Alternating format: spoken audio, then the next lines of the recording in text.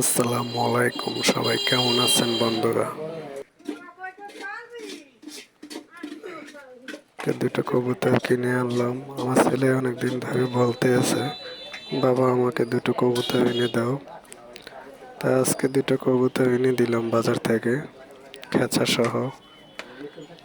তাই ওদের খাবার দেওয়ার জন্য দুটো বাটি বানিয়ে ভিতরে ফিট করে দিতে আসি, যেন পানি খেতে পারে আর অন্যান্য খাবারও খেতে পারে। তাই বড়ি দিয়ে কেটে কেটে ওদের ভিতরে খেঁচার ভিতরে সাইজ করে বসাতে আছি। আসলে আমরা তো কখনো কবুতর পালি নাই, এ কারণে ভালো একটা বুঝি না। তাই বড় একটা খোপ বানাইয়া দিছি।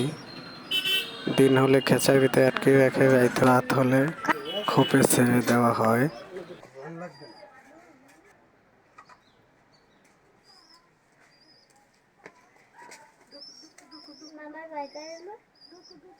कबूतर किस कर रहे गंगा